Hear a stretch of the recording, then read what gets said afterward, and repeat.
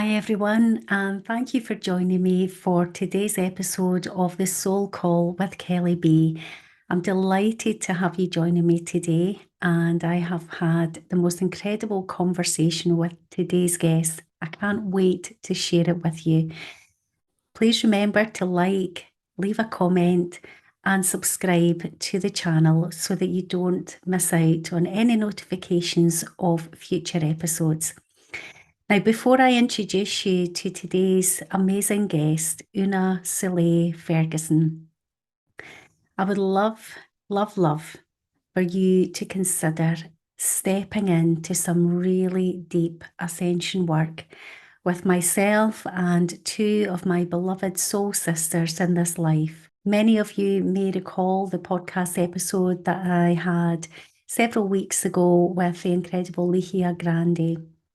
Lihia, amongst many things, is an incredible quantum healer and facilitator. And for those of you that, many of you in fact, have commented about the beautiful music at the start of my podcast, that's the sacred songstress, Stellar Fairbairn.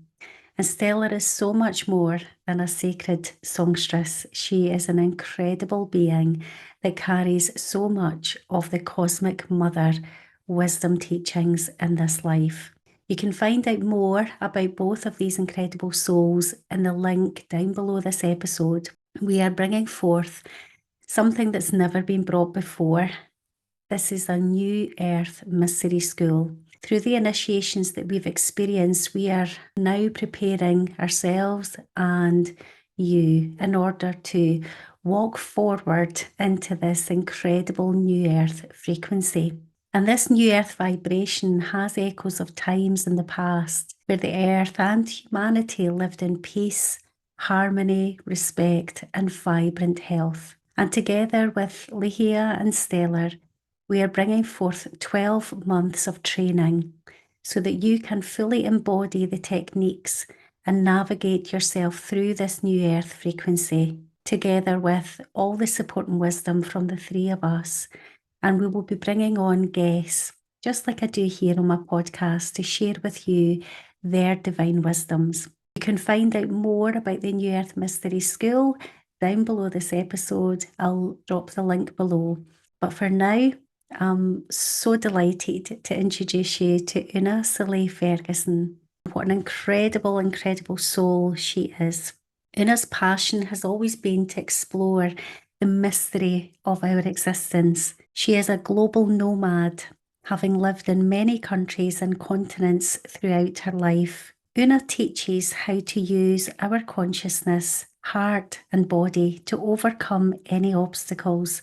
As well as having a pragmatic approach to teaching and learning, Oona has studied and worked with many of the powerful spiritual traditions from around the world, including Aztec, African, Mayan, Eskimo, North American, Eastern, and Celtic cultures. She was taken into a lineage of Mexican Curanderos and spent 7 years as the personal assistant to an Angakoq, a shaman of the far north. Oona has a degree in mathematics, physics, and chemistry. She is also a fully certified rapid transformational hypnotherapist and an executive firewalking instructor.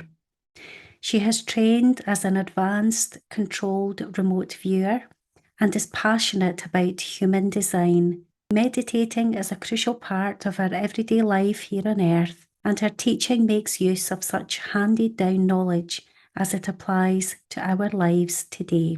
People come to Oona from all walks of life. Healers, therapists, naturopaths, and medical doctors in particular have shown a strong affinity to her knowledge and wisdom. Oona teaches applied spiritual sciences and is one of the world's leading experts on consciousness and feelings. She is the author of The Brilliance of Your Feelings. She regards her home, her birthplace, as the west coast of Scotland. I am so honoured and humbled and delighted, all in equal measure, to introduce you to this incredible soul, Oona Soleil Fergusson.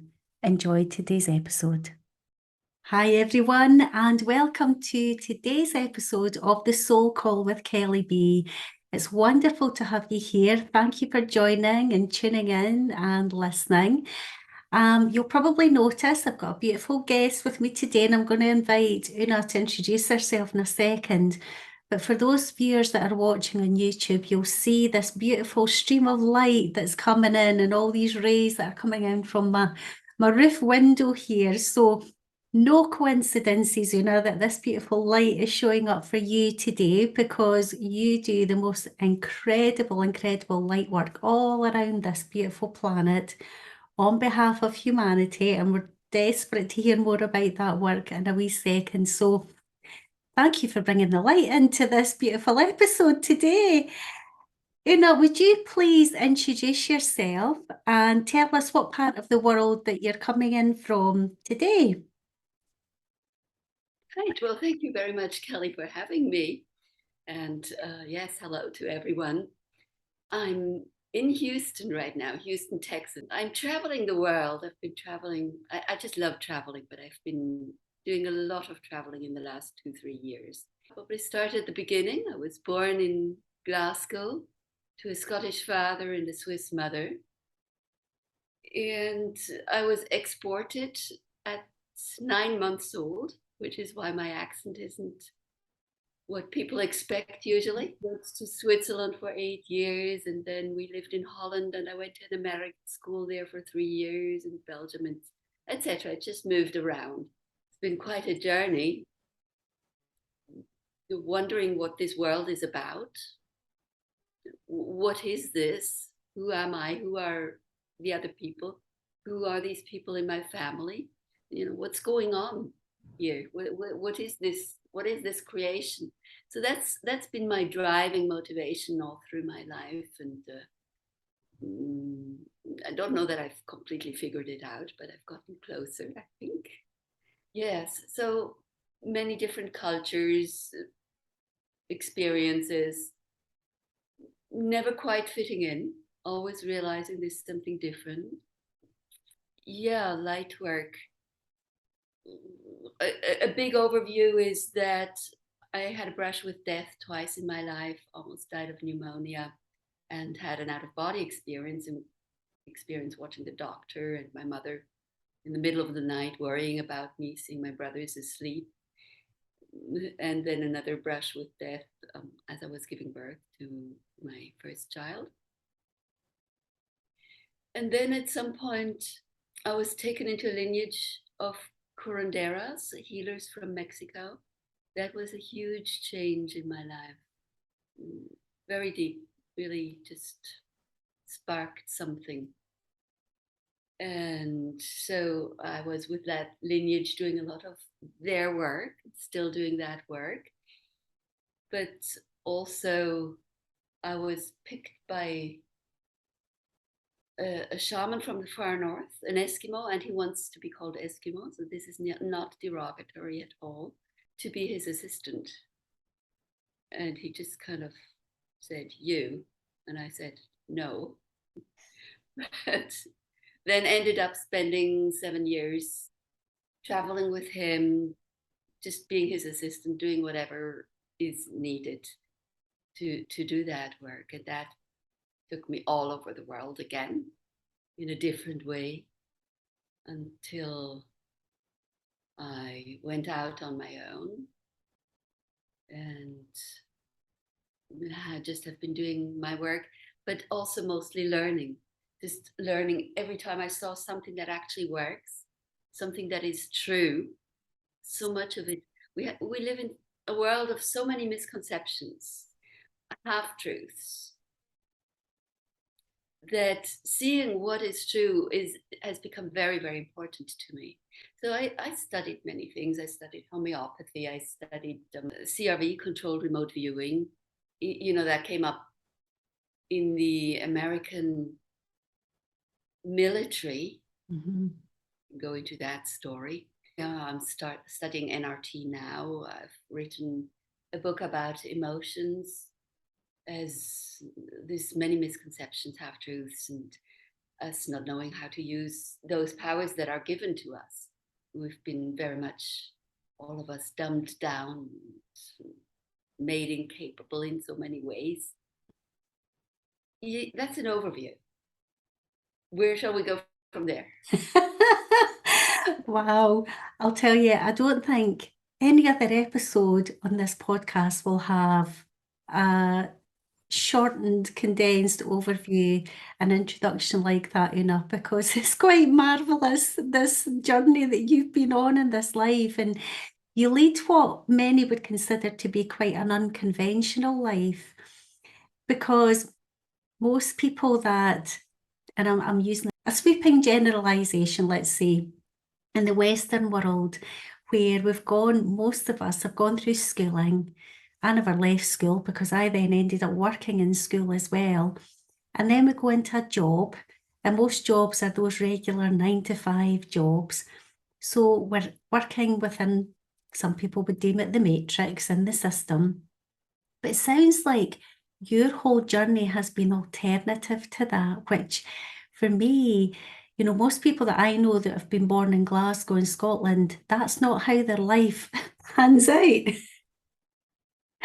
So thank you for that amazing introduction, because it sounds to me like your life has been so colourful and so full up to this point, and I'm sure there's so much more still to be revealed in this beautiful journey that you're on, that it must be quite hard to condense it into a little synopsis of the incredible experiences that you've had. So thank you for that beautiful introduction.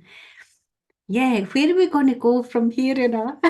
Well, a few things that I forgot. Oh, wow. I was forced to go the conventional way, because also I was always thinking, when are they going to tell me the real thing? So, primary school, no, didn't get the real information. I knew that. Continued schooling. I thought, well, when I go to uni, right? When I go to university, they'll tell me. I was extremely disappointed. Yeah. But I did my studies in math, physics, and chemistry, and I did teach for half a year, and then realized, no, I can't change the world that way. So I did that part, and it'll pop in as I go. I also am a fire walker instructor. Yeah. So yes, where shall we go? I guess this conversation is going to be a meandering, organic conversation, much like trusting the journey of your life. We'll just take that unfolding journey as we go, if that's all right with yourself, Una. Well, we already know that we have this beautiful association and connection with the amazing Stella Fairbairn. And I just want to give a shout out to Stella, because she is coming on my podcast. She's just a very busy lady. But through our connection with Stella, we were introduced, and it's been so amazing to hear some of your story just in that little introduction. And I can't wait to find out more, Una, because not only did you start life in Scotland, and I've lived all of my life so far in Scotland, but you have done what I would love to do. You've travelled the world, you had the most amazing experiences. But you also touched on there that you've had near-death experiences, which are almost otherworldly experiences. And I've had at least two of those myself. I've actually had more than that. And I would love to hear a little bit more about how that changed you and your views of what reality is, because I know for me, one of my experiences was during childbirth as well. And unfortunately, I had two emergency sections with both of my girls. And I say unfortunately because everybody would love to have a natural birth, and it just didn't work out that way. But thankfully, they both arrived safely, and that's the main thing. But my uterus had ruptured when I was delivering Emily. And I remember being out of my body. I remember looking down, and it was so quiet in the operating theatre. And I remember thinking, why are there so many people around me? And I just remember the stillness and the quiet. And I remember seeing my baby being taken off into a room and thinking, where's my husband? Not did I didn't know that he'd been taken out of the room because they knew things were really bad for me. And my baby wasn't crying. Emily wasn't crying when she was born. So there was just this quiet stillness in the room. And I remember having thoughts, but it was like I wasn't quite here. I was held somewhere else in this beautiful frequency of safety and love. It was just so calm and peaceful and beautiful. And after, obviously, everything turned out okay. But when I was recovering from all of that traumatic experience, I learned that my heart had stopped 3 times. And yeah, that's one of the experiences that I've had. I've had other ones, but I would love to hear about your experiences, Una, because that really changed my view each time of what we are. We are not just these physical avatars. We are amazing beings of light, hence the light. So please, please, please share what you've learned about yourself through those experiences of near death. Yes, the first one I was probably around 6, and I had pneumonia, and the doctor came home to our home. It was dark. My brothers were asleep, and I was dying. And my mother and the doctor, just I could see out through the door. It was light outside in the hallway, and they were talking seriously. And I popped out of my body. And what I learned was that I have a choice. Mm-hmm. I have a choice Mm-hmm. in life. I have a choice of living or not living. That's very powerful. It really is. It's yes, you realize you're not that body. You just sort of glide into that body again, and then you are operating that body. Mm-hmm. You're not that body. You're operating it. And it was the same. This the second one, childbirth. I'd given birth at home. This was because my mother had given birth at home, and all went well. And this was a political issue, and it was a long weekend. The doctor went on his vacation as soon as I'd given birth. And there I was lying there bleeding internally, and nobody noticed. So by the time they got me to hospital, they didn't know what to do with me. They gave me another few hours to live, basically. And it was, I guess the most interesting thing was observing other people from that other state. How beautiful some of them were, and how incapable some of them were. The room was full of doctors. It just filled with doctors. They had nothing else to do on that weekend, and so they just all streamed into this room for this unusual experience, standing there discussing what to do with this woman and this baby. And then learning to walk again, learning to maneuver this body again, and just seeing again what is true and what is not true. Seeing from that perspective people who are basically incapable of having that higher perspective on where to go from here. What do I do with this woman? What do I do with this baby? And just coming from that intellectual mind place where you can think through things, but you don't have the ability to see what is actually needed. Yes, and seeing how difficult it is for the people around you, your parents and siblings and your husband, Yeah. everyone, to deal with that. For me, it wasn't a problem. There was no trauma really for me. The trauma was for everyone else. That's so true, isn't it? Because listening to you has made me really reflect back on each experience I've had, and I've always been the most calm. And it's, it's everyone else round about you that's panicking and worrying. And I understand that. I understand, that that is scary for them to observe. But when you're in that place of you're only experiencing love and safety, there is no fear there. And so you do come back kind of with a different perspective. Perhaps you had that already. I know I didn't. And it really changed my perspective and made me look at, who I am in a very different way. So we are these incredible beings of light that we come in to these, even though they're not physical physical avatars. We think of things as physical in this density, don't we? But they're not really. So we know that we are so much more than these meat suits, these body suits, yeah.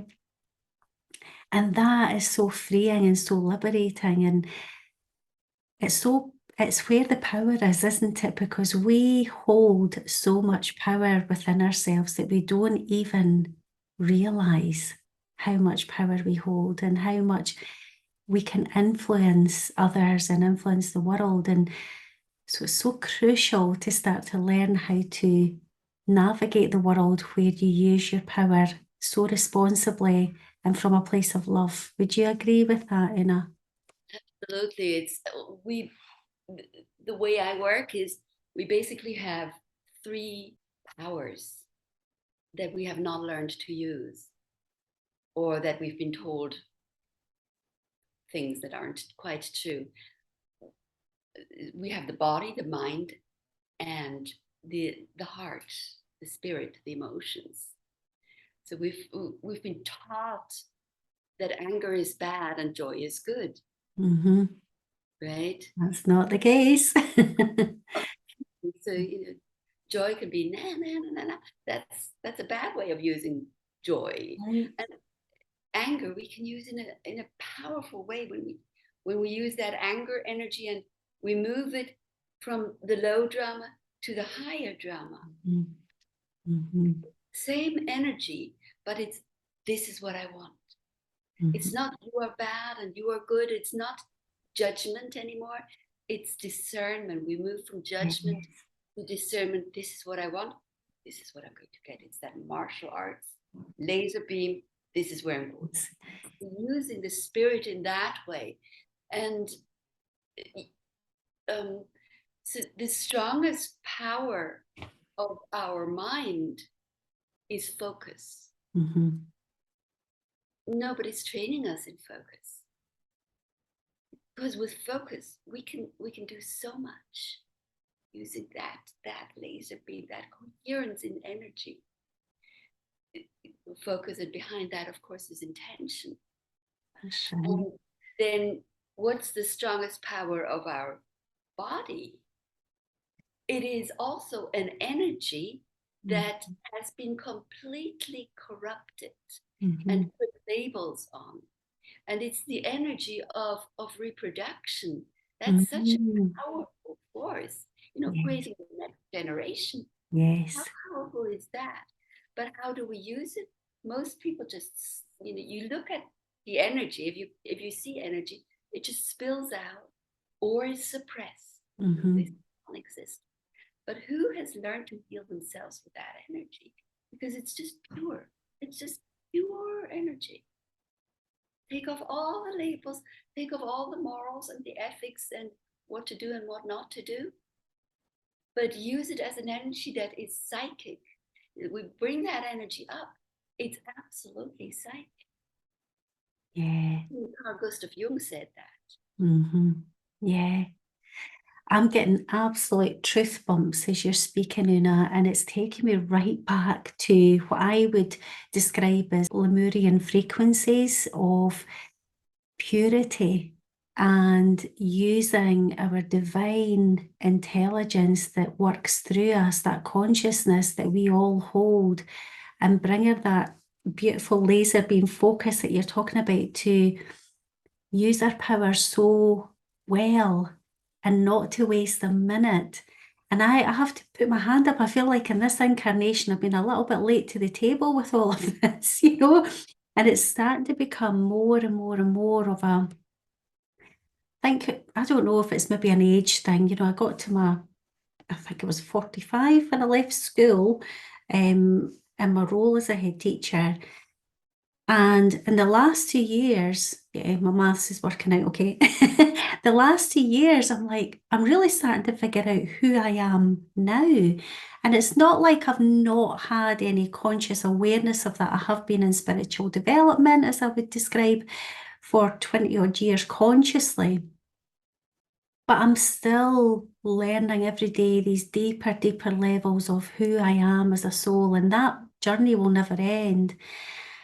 And I think a lot of the time I've been meandering and wandering around trying to pick up breadcrumbs of remembrance.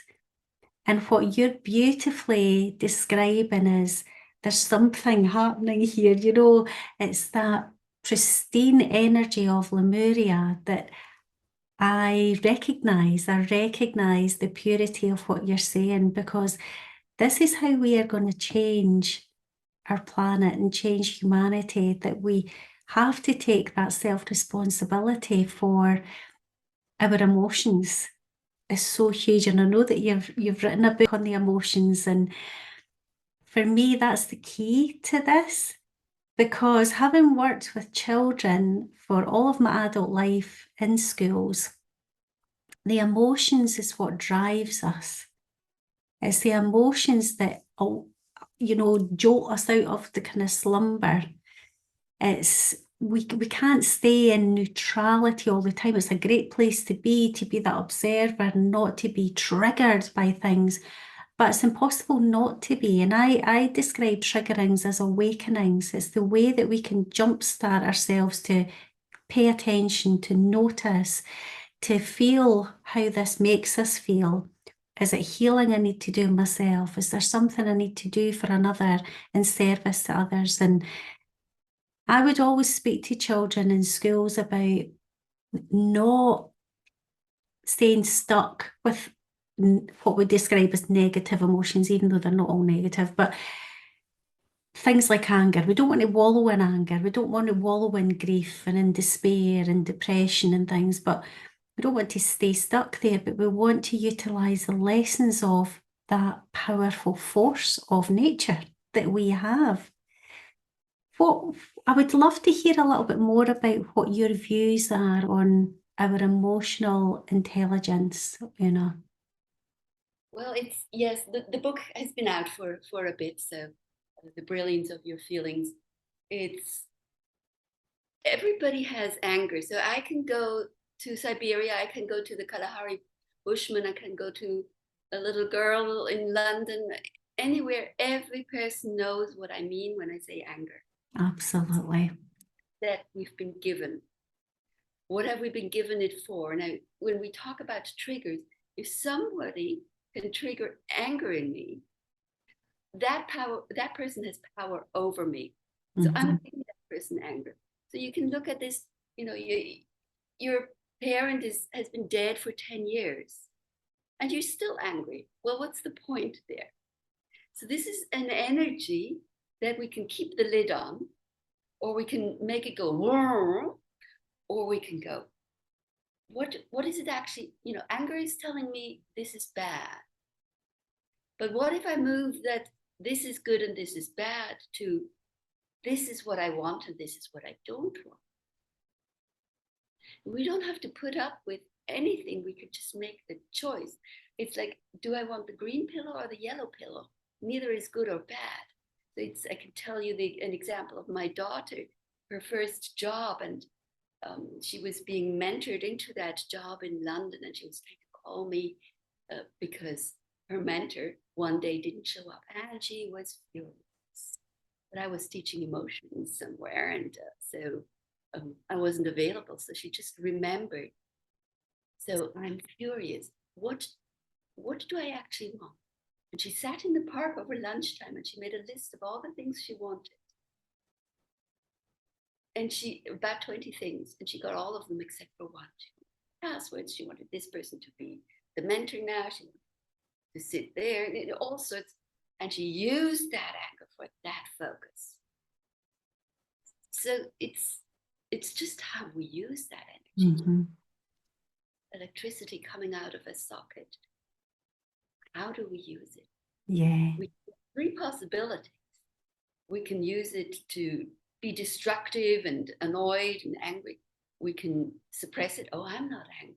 I'm just gonna put a little. Yes, yeah. Mm-hmm. Or this is what I'm going to use this energy. Yeah, yeah. And the whole thing that you're describing, what I'm recognizing is the conversations that I would have with children is taking responsibility for it. Yes. It's learning to take responsibility for it so that you can, I don't know if handle's the right word, but that you can accept that you have this power within you that you can use for good. Yes. Yes. If I don't take responsibility, if that person is to blame for my anger, there's nothing I can do about it because I'm not that person. Yes. But if I realize I'm angry, now what am I going to use that? Mm-hmm. 100% responsible for that. Yes. So much. Yes. And it's also, you were touching upon,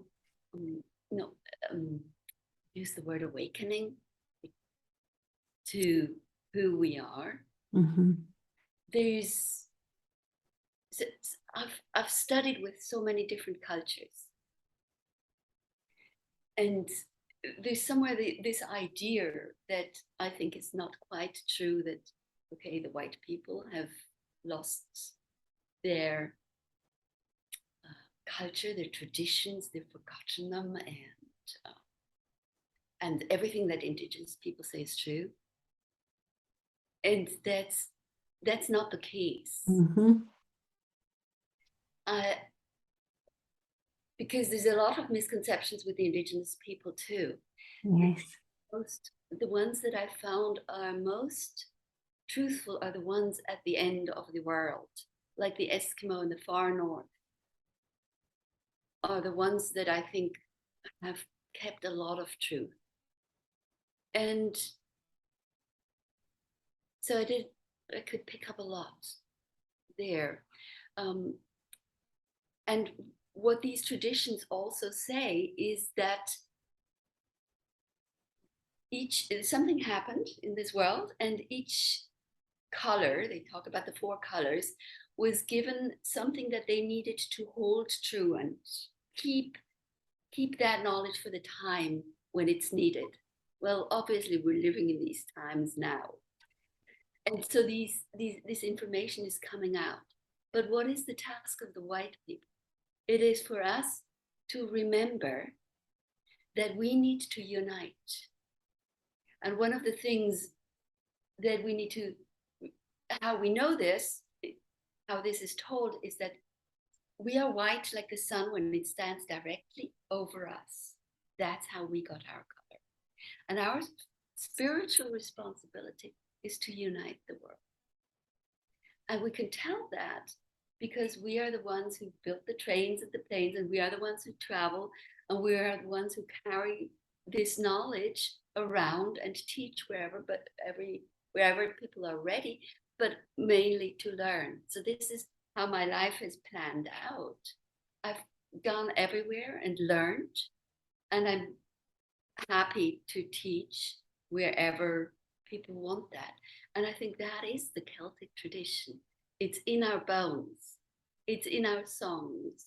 If you go dig deep in our poems and get back to what it means, what's the meaning of a quaich? It's friendship. There's no way you can hold that cup with two handles. It's got two handles with a weapon in your hand. You've got to put your weapons down. And then there's one side that you drink of and one side that I drink of. It's the cup of friendship. Oh, these things are hidden. But we can find it in our bones. It is in our DNA. Yes, it is. And now is the time to bring that back and awaken. Wow, what a beautiful, beautiful full description you've given there, Oona. It's very interesting that you mentioned the quaich, because that had come through to me as a vision just a couple of days ago. And so there's so much symbology in that, isn't there? We've left these breadcrumbs for ourselves to remember who we are. So whether it's symbols or pictures or words or pieces of poetry or myths, stories, we've left these beautiful things, whatever they are, they're here for us to collect again and gather to remember that we've created all of this already. It's all here, and it's all in here, and it's in our DNA. And the Celts, they travelled widely, so widely. And I'm very new to learning all about this in this lifetime, but so much is making sense because I've had so many visions over the years of different things that just seemed like random things that didn't really make any sense to me. And it's been really interesting. It's like another piece of the jigsaw comes in and connects, another piece of the jigsaw comes in and connects. And so it's been a recent discovery for me to learn how widely the Celts had travelled and had shared their wisdom teachings, and well beyond Europe as well, predominantly in Europe, but beyond there. I've been in New Zealand for 9 months. And, of course, I have all sorts of extraordinary experiences and meet unusual people. And what I've found is that the Celts were there before the Maori. Wow, I've got goosebumps. And you can just tell. There's a website called NZ Celtic, something like that. But there's also, you can see it, there's the Song of the Waitaha book. The Waitaha are known to have been there before the Maori. And they are white. Wow. And they are red-haired, many of them. And they were peaceful. And you can find stones and symbols. You can find stone circles. Wow, Oona, I am rippling from head to toe. I can't tell you how much I am getting my truth bumps, as I call them. Yes, the truth of the story is that the Celts were all over the planet. Yeah. And now it's sort of Ireland and Scotland. And the Druids are all about the trees. And another thing that I've been very much into is contact with extraterrestrials. I'm loving that you're going there. Let's go there, Oona. Keep talking. Well, how did I come to this? I was teaching in St. Petersburg, and something happened to me that I didn't even know about existed really. I was being brainwashed. What an extraordinary experience to go through that. And so, one could tell because there was something coming through my eyes, and I realized you just it's hard to describe, but people around me could see it too. And so I kept myself to my room. I had to book a new room. There was so much stuff happening there. First night, my phone was stolen. My website was hacked. The first time ever. I was supposed to. It had this room for me. It was very special because Oona special, never fall for that. And I could just tell it's weird. This is occupied. I'd learned from the Curanderos how to do what we call boogie busting. Other I love extreme that. Boogie busting, that's great. Just a gentle word for exorcism. Realized I needed to learn what was going on. And I read in a book by Dr. Greer about how he was hit with scalar weapons and what he did. He did something with his mind to get out of that state where he was being manipulated. So I thought, okay, I need to learn this. And I've always gone to extreme teachers to learn something particular. I learned that, and then I'm fine. Okay, so he's all about contact with extraterrestrials. So that was the byproduct for me. It's like going to the Curanderos and wanting to learn this boogie busting thing, but the byproduct was that you learn how to do fire walking and all sorts of other things. So you never know why you're going to a teacher.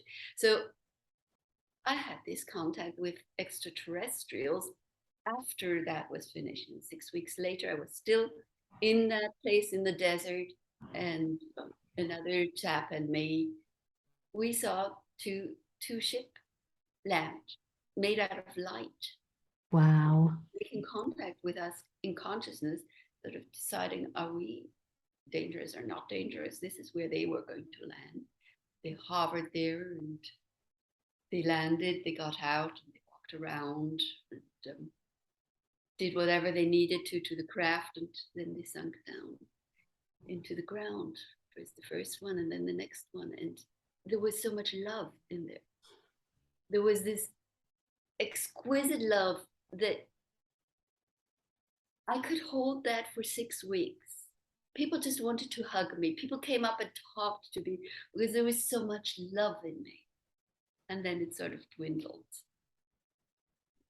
The most Incredible. incredible, experience of love. And they landed about 300 meters from me, from us. We didn't go up, we just left them to do. How incredible. And where was that experience? Because you said that was in the desert somewhere, In Joshua Tree Park, South California. Wow. Known to have an underground base there. Very interesting. Very interesting. One of my experiences in that realm. You've had, well, experiences of where you can have people that are infiltrated. We know that that can happen, and we know about entity attachments, and there's all sorts of weird and wonderful things that can happen. And I've had a number of experiences this last couple of years. It's really ramped up for me as well. Things that I would never, ever have expected. Just, I had a podcast interview earlier today with the amazing Tim Wilde, and we were having a wee chat before I pressed record, and we were saying, some of these things that you start to talk about, you think people are going to think we've lost our minds. People who know and trust us, they're suddenly going, are you a crazy person?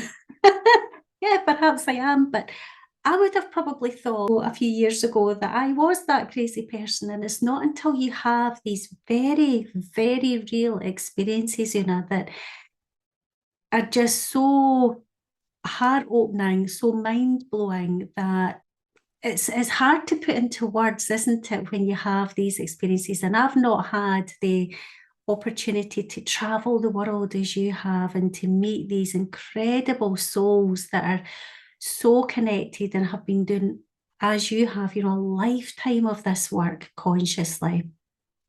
I kind of, as I say, feel like I'm quite late to the table with this, but the rate of learning that I've had over the last couple of years, I think that's why it's been shown to me in the physical, lots of things, so that it's like I'm catching up. It's like, come on, let's go, let's go, let's go. Here's one, here's another. It's just like, whoa.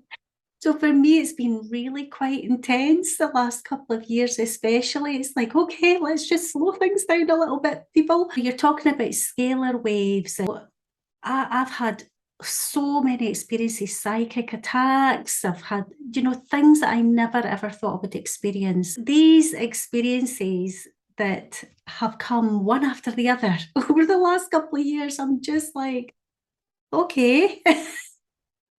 Yes. There are no secrets. There just are no secrets, whether you think of that in terms of satellites picking up every word we say, no matter where we are, or somebody having those abilities to read your aura. There are no secrets. I can often hear and see what people are thinking. That's very scary to people, but it shouldn't be. So all those shouldn't be scary. All we have to do is be in integrity. That's right. So as long as I am in integrity, all is well. Every word I say may be heard by anyone in the world. If that is okay with me, then there's nothing to worry about. I love that you mentioned that, Oona, because as a child, I knew that to be true. And then you get busy with life, or I was very busy with life and distracted. And it's been very recently again that I've been reminded of that communication happens on so many levels. We've really become again distracted by, this level of communication where we know that we can communicate so much in so many different ways. And telepathy was very much how we communicated in Lemurian times. And things like, we know that the military use lots of, they use remote viewing, which you mentioned, they use teleportation, all of these technologies that they have attempted to hide for many years. We think this is all just recent stuff and recent history. These are ancient technologies that have been available in the cosmos for so long. And yeah, Including the time traveling, it's real. There's certain ways of how to do it and what the rules are in that realm. But yes, so it's integrity and vulnerability. Being vulnerable, saying, okay, I could have done that differently. And yeah, that's wrong, because that would be a self-judgment. And how do I know that if somebody trips over my leg, that that's not the best thing that could happen to them? Maybe they end up in hospital and marry the doctor, or they needed that to rearrange their hip, or whatever. Who am I to judge that what I do, as long as my intent is clean and clear, yeah, yeah, all is well? And then being vulnerable to saying, yes, this is what happened. yeah, Not right, wrong, but this is what happened. yeah.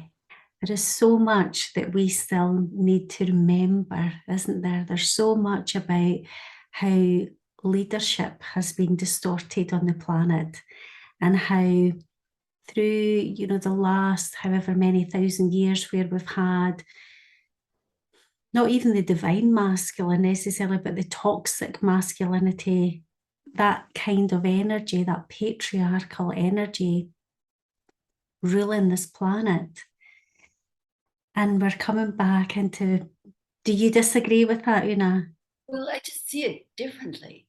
I Mm-hmm. see there were these 13,000 years, whatever, where the male had to take the responsibility of being in charge. And it's a huge responsibility. And it's normal that as we get to the end and transition where the women have to take this responsibility, it is normal that there's a lot of Yeah. wobbly. And are we going to do better? We have female archetypes of Cruella de Vil. Yes, we do. They exist as well. And I'm just going to be teaching a course on man and woman and how all that plays together and how we get into the psychic energy of all of that. It's always both of us. Yeah. You cannot change one without the other. It's just a little bit. Yeah. Learn, we learn. Yeah. But it's that transition time. Yeah. It's absolutely normal. And Yeah. how do we guide ourselves and others through this time? Yeah. Yeah, and I hear what you're saying, because it's that we hold the masculine and the feminine energies within us, and we're always trying to bring everything into balance, aren't we? And so what we experience in the external reality is what's really going on within us. truth. Oh, please expand. Please expand what you believe to be the case there. These are like every spiritual thing we are told. It's really good to look at it. What part of that is true and what part of it is not really true? So the whole universe is within us. So that is going on within us. Yeah. As we reach higher consciousness, it's going on within us differently. Mm-hmm. It's like the lens that is between the outside and the inside creates a distortion and creates, well, I guess the easiest way of explaining it is that it's a lens. So maybe something really bad is going outside, and within us it's just a tiny little bit, if we can even judge good and bad. Yeah. And it's this, being on this level, we might be blowing up certain things in us and making certain things in us small, but we can move to that other level where that is not happening. Yeah. It's true. So, for example, at some point in my life, I thought, well, everybody around me is so righteous. This is the way things need to be. And I thought, we're within me, and I found it. And as soon as I could find that energy within me and remove it, these people disappeared out of my life. Yeah. Remove all that stuff. Mm-hmm. Where are you? Then that reflection doesn't happen that way anymore. Yeah. Reflection, but it doesn't happen. Yeah. Because you've learned the lesson and you don't need it to show up anymore. Yeah. And if it does show, it doesn't affect me. It doesn't transfer into me anymore. It's like that anger thing. Okay, somebody's trying to make me angry. They could be pressing buttons, but my buttons aren't being pressed anymore. It doesn't transfer into me anymore. Yeah. And that's when you know that you have reached certain places of higher consciousness within. You're coming into that, everything being in unity then, rather than the duality of the masculine, feminine, the yin, the yang. It's just unified as one. It's one. And I love how you've touched on, even if is there such a thing as good and bad? It just is. And it's interesting that you say duality. Now we've got two words. We've got duality and polarity. True, yes. Polarity separates us. Different things, yeah. Polarity is like a battery. It's like male, female. We've got to work together. Boy, are we powerful if we work together. That car yeah. work if it doesn't have polarity. Mm-hmm. The creation, it happens with man and woman. And if we are there, that energy is like it's creation. It's the Big Bang. We create from that energy of polarity. Yeah, we do. I love how you've reminded me of the difference there, because that is actually a very, very important point, Oona, the polarity and the duality. And when I'm working with clients, especially when I'm working on a modality called silent counseling, we talk about polarity and being in a state of flow, because you need to have the positive and the negative, so to speak, the battery cell, to have both.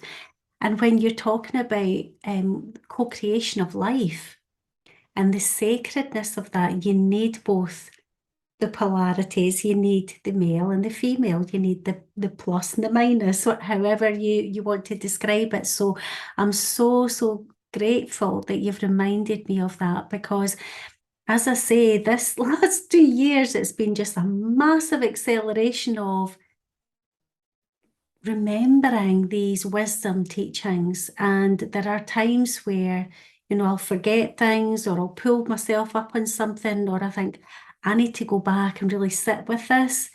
And I think it's always that constant journey of, ironically, I've called myself a teacher all of my adult life, but really we're all just learners. We're learning all the time and we're remembering all the time. And it's such an incredible journey, isn't it? It's magical.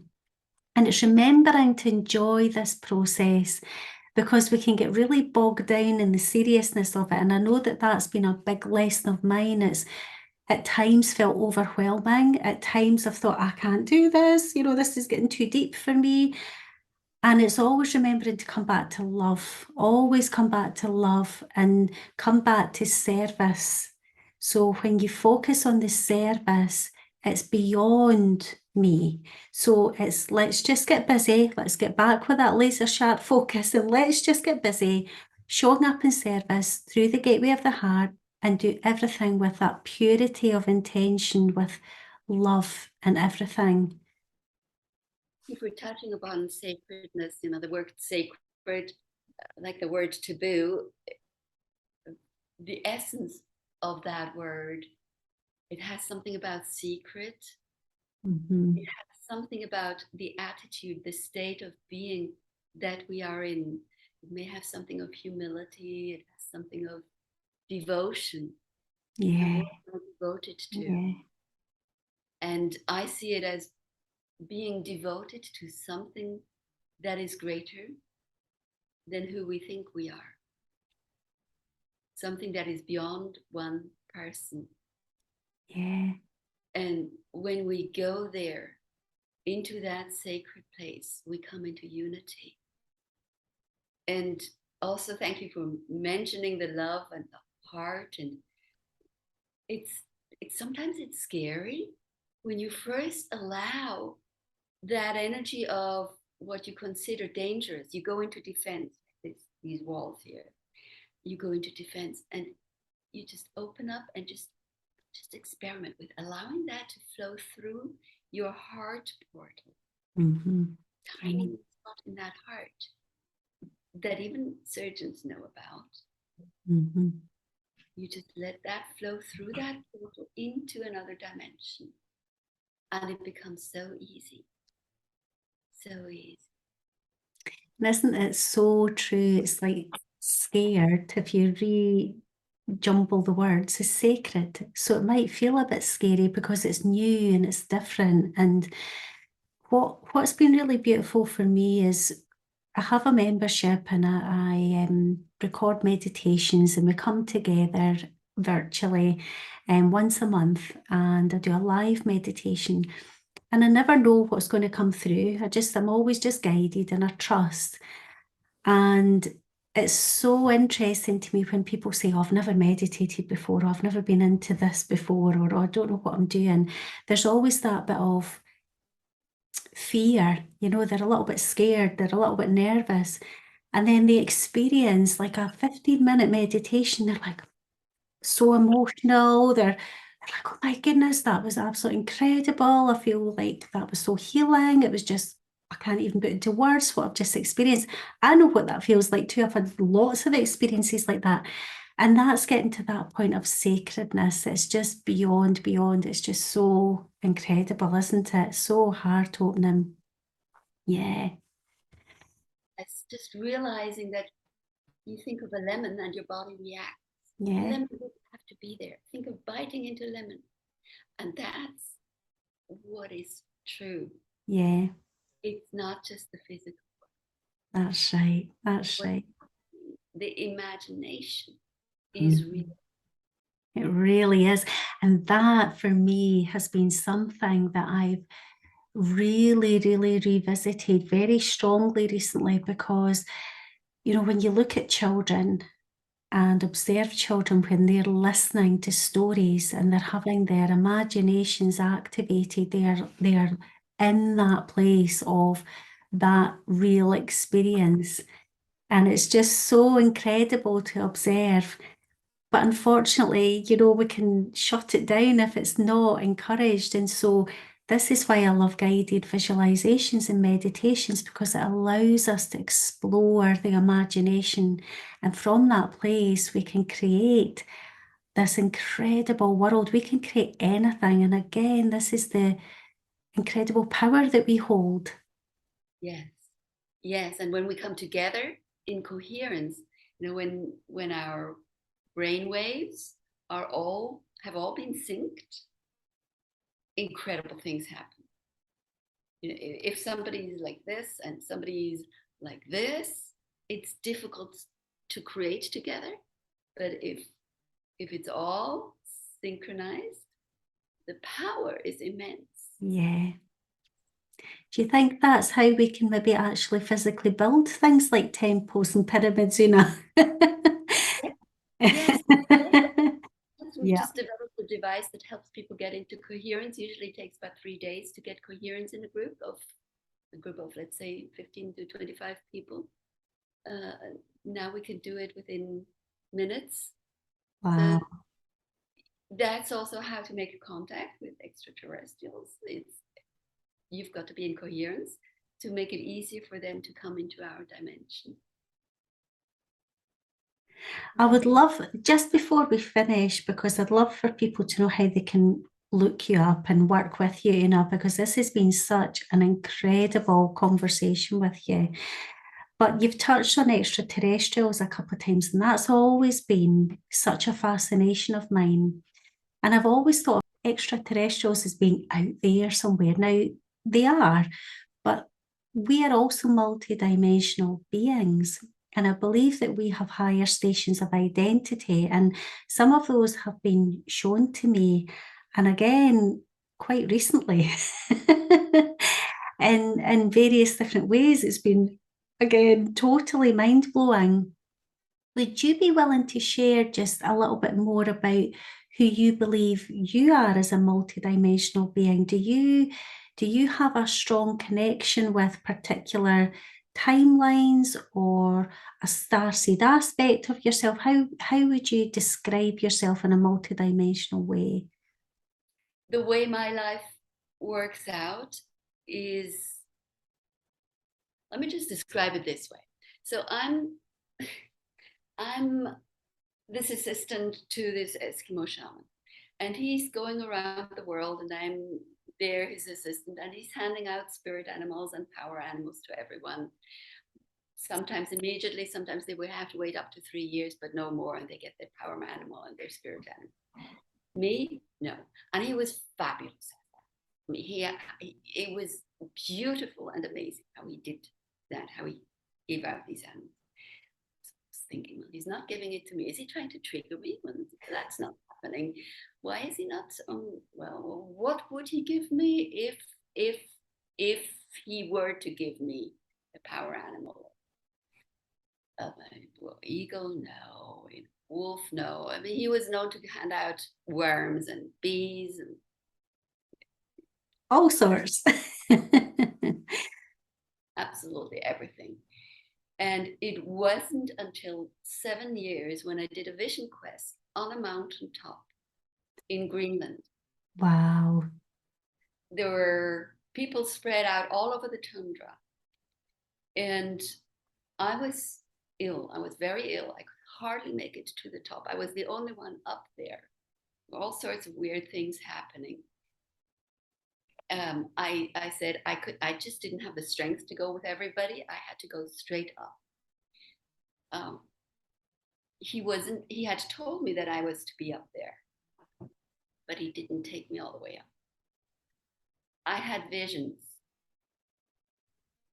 I was after the 4 days without any water or food and being quite ill. Wow. I packed up my belongings, put them on my backpack. I knew if I fell over, I wouldn't be able to stand up. That's how ill I was. I walked down. Nobody saw me. I was invisible. It's truly. I walked into the big tent, the dome.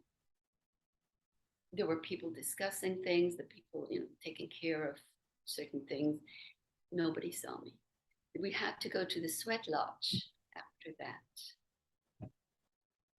I went there, and of course, I dried out even more. But he gave me what in his world he had never given anybody else. In his world, the highest possible power animal. That is the polar bear. Polar bear that walks around the whole circle walks the furthest, can be alone, is the top of the predators. So I think in terms of, I just don't go there. You know, I think I'm just not ready to take that in. It's not for me to know now. I've got a sense that it's not important. Yeah. Yeah. I'm just here to do my work. Yeah. Yeah. I love that. Just focus on the mission rather than the label. Yeah. Yes. And it's very separating. You call yourself a starseed, or you're this important or that important person. And then there's that distance between you and the other people. Yeah. And then we're in separation again. And Yeah. Yeah. it's not where I need to go now. Wasn't this 3D reality for me? I had strongly associated myself with being a mother, a wife, a daughter, a sister, a teacher. And I thought that's who I was. And then you start to let these identities and labels go. And then you come back to, I'm just me. So, and who am I? Who am I without all these identities? So I suppose I'm just on that next level of, I'm gathering more labels and identities without attaching too strongly to them all, because I just want to integrate who I am in this now moment. So that's a great lesson for us all, Oona. Yeah. It is. It's not important, because sometimes we just cannot grasp who we really are yet. Yes. I get that too. Yet. Thank you so, so much for coming on today. It's been such a wonderful conversation, so interesting, and we've covered lots of different areas. I would love to have you back sometime if that's possible. So thank you, thank you, thank you. I'm going to drop your links down below, so if people are interested in working with you and learning a bit more, I'm sure they'll be wanting to step into this fascinating journey of Oona and working with you. Thank you. Thank you so much, Kelly. It's always a joy to be able to share what is true. Yeah, You know. yeah. Oh, thank you so, so much, Oona, and take good care. Thank you, everybody, for joining us today, and we'll see you sometime soon, Oona. Bye for now. Hi, Kelly. Bye, bye-bye.